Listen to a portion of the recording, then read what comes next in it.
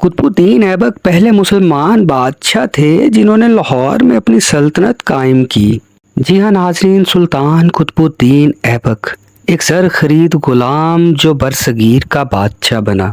اگر آپ لوہاری گیٹ کی جانب سے انارکلی بازار میں داخل ہوں تو بائیں جانب ایک چھوٹی سڑک میو حسبتار روڈ پر نکلتی ہے جسے ایبک روڈ کہتے ہیں۔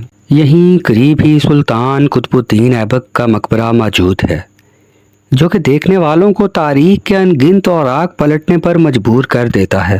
آئیے ناظرین مقبرے کے اندر چلتے ہیں اور آپ کو سلطان قطب الدین ایبک کا مقبرہ دکھاتے ہیں، ساتھ ساتھ ان کی کہانی سناتے ہیں۔ ناظرین، اس مقبرے کی عمارت یوں تو کئی صدیاں پرانی ہے، مگر اسے اس کی اصل شکل و صورت میں 1970 میں دوبارہ تعمیر کیا گیا۔ اس اصل عمارت نے تاریخ کے کئی ظلم و ستم سہے اور کئی بار تباہی و بربادی اس کے در و دیوار کا مقدر بنی۔ قطب الدین ایبک 1210 میں اپنے منہ زور گھوڑے سے پولو کھیلتے ہوئے گرے اور گھوڑے کی زین ان کے سینے میں پیوست ہو گئی اور یوں یہ عظیم حکمران زندگی کی بازی ہار گیا اور پھر اسی میدان میں ان کا یہ مقبرہ بنا دیا گیا۔ سکھ عہد اس مقبرے کے لیے کسی ڈرونے خواب کی مانند ثابت ہوا جنہوں نے اس کے اینٹ پتھر تک اکھاڑ پھینکے اور پھر صرف قبر کی کچھ باقیات اور نشان بچے جن پر ایک مکان تعمیر ہو گیا۔ یہ ایک ہندو کا مکان تھا، تاہم اس نے نیکی یہ کی کہ احتراماً اس قبر پر تعمیرات نہ کی۔ اس طرح قیام پاکستان کے بعد محققین نے دوبارہ قبر تلاش کر کے مقبرے کی تعمیر کا مطالبہ کیا۔ کئی نشیب و فراز دیکھنے اور زمانے کی سختیاں جھیلنے کے بعد موجودہ عمارت وجود میں آئی۔ اگرچہ یہ مقبرہ اپنی اصلی شکل و صورت سے کسی بھی لحاظ سے نہیں ملتا، مگر پھر بھی یہ عمارت دیکھنے والوں کو اپنی طرف متوجہ کر لیتی ہے اور اس کا شمار خوبصورت ترین عمارات میں ہوتا ہے۔ حافظ یوسف صدیقی کی خطاطی نے اس عمارت کو مزید نکھار دیا۔ مقبرے کی بیرونی دیواروں پر قطب مینار کی شبیہیں بنائی گئی ہیں اور یہ قطب الدین ایبک کے دہلی میں بنائے گئے قطب مینار کی یاد تازہ کر دیتی ہیں۔ اس مقبرے کے بارے میں دو مختلف آراء ہیں۔ کچھ لوگوں کا خیال ہے کہ یہ قطب الدین ایبک کی اصل آرامگاہ نہیں ہے، مگر زیادہ تر لوگوں کا ماننا ہے کہ سلطان یہیں آرام فرما ہیں۔ ناظرین کرام، حقیقت کچھ بھی ہو، ثابت یہ ہوتا ہے کہ انسان کے اچھے اعمال اس کا نام اور کردار ہمیشہ زندہ رکھتے ہیں۔ قطب الدین ایبک نے اہلیان لاہور کو محبت دی اور لاہور نے آج تک انہیں اپنے سینے سے لگا رکھا ہے۔ 1150 ترکستان میں پیدا ہونے والا یہ بچہ مختلف ہاتھوں میں بطور غلام فروخت ہوتے ہوتے 1206 میں بادشاہ بنا اور برصغیر میں مسلم حکومت قائم کی جو دہلی سلطنت کے نام سے جانی پہچانی جاتی تھی۔ شاہپور کے غلام بازار میں سب سے پہلے غلام فروخت ہونے والے قطب الدین ایبک کو سب سے پہلے قاضی فخر الدین عبدالعزیز کوفی نے خریدا اور پھر قطب الدین کو اپنے گھر لے جا کر اپنے بچوں کی طرح پالا۔ اسے دینی، دنیاوی اور جنگی مہارت پر مبنی تعلیم دلوائی، گھوڑ سواری اور نیزہ بازی کی بھی مہارت دی۔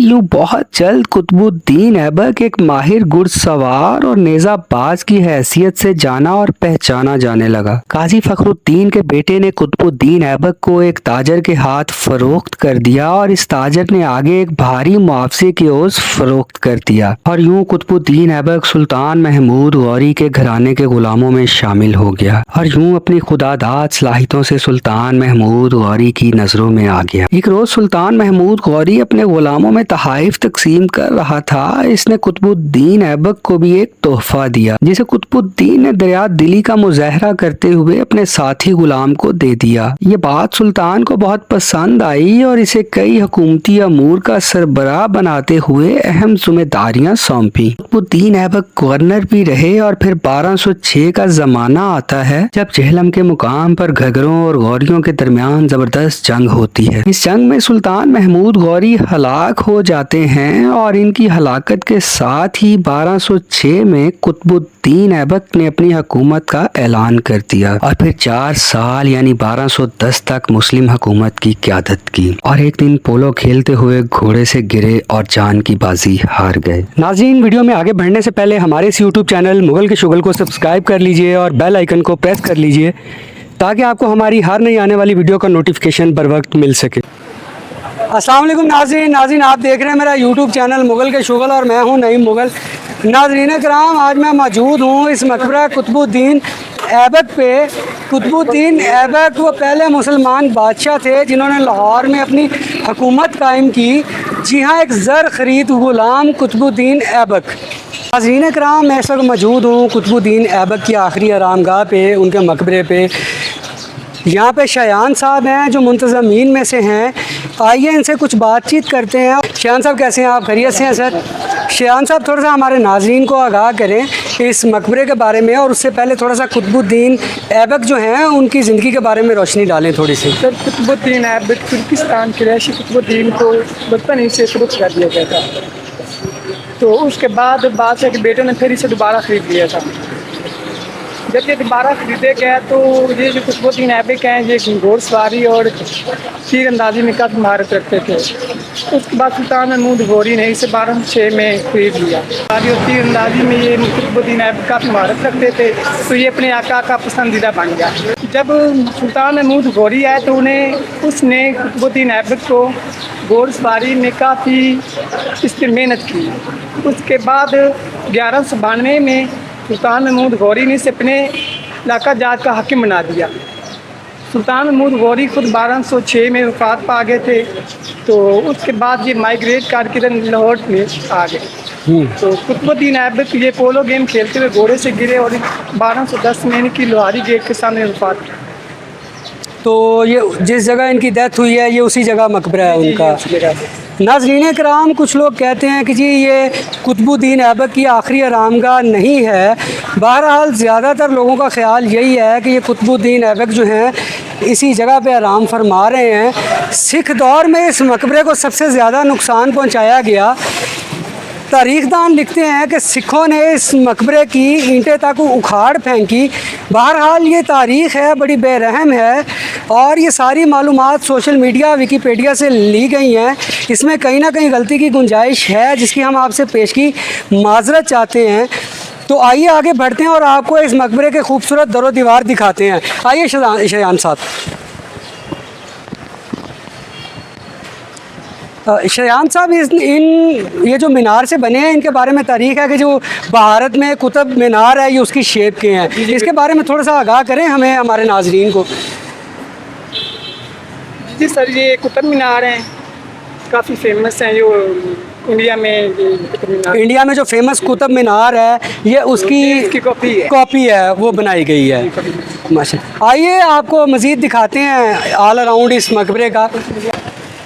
नाज़रीन कराम, वक्त की कई सख्तियाँ झेलते ये मकबरा जो कि अपने नामो निशान इसके मिट चुके थे, अपनी असल शक्ल सूरत को खो चुका था, वर्ल्ड सिटी अथॉरिटी ने इसको इसकी असल शक्ल में बहाल किया है। यहाँ सफाई सुथराई का बड़ा बेहतरीन इंतज़ाम है। आपको ये खूबसूरत छोटा सा पार्क मिलेगा, यहाँ पे आपको फूलदार पौधे और दरख्त मिलेंगे। इंतज़ामिया बहुत अच्छा काम कर रही है और ये खूबसूरत असासा है। और बाकी अल्हम्दुलिल्लाह 75 साल हो गए दुकान को हमारी। नाज़रीन कराम, शेख इब्राहीम साहब दिल्ली से माइग्रेट करके आए और उन्होंने यहाँ पे लाहौर के इस तारीख़ी ऐबक रोड पे कुतुबुद्दीन ऐबक साहब के मकबरे के सामने इस दुकान को शुरू किया, इस फूड पॉइंट को शुरू किया, और आज माशाल्लाह से 75 साल से ये दुकान उसी तरह फेमस है। अब इन्होंने कैटरिंग का काम भी साथ शुरू कर दिया है। ज़का साहब, इस मकबरे के बारे में थोड़ा सा बताइएगा। तारीख़दान लिखते हैं, बताते हैं कि सिख दौर में सिखों ने इसको बहुत ज़्यादा नुकसान पहुंचाया, इस बिल्डिंग को मुकम्मल तबाह बर्बाद कर दिया। तो उसके बारे में कोई रोशनी डालें, चूँकि आपके बड़े जो हैं वो ऐनी शाहिद हैं और उन्होंने बहुत कुछ देखा हुआ है पाकिस्तान हिंदुस्तान बनने से पहले, तो थोड़ा सा कोई रोशनी डालें। बिल्कुल इसको वो मिसमार कर दिया गया था, बिल्कुल ही मिसमार कर दिया गया था। उसके बाद फिर ये कब्र रह गई थी अंदर। उसके बाद यहाँ पर सारी बिल्डिंगें बन गई थी। फिर यहाँ पर बिल्डिंगें बनने के बाद इन बिल्डिंगों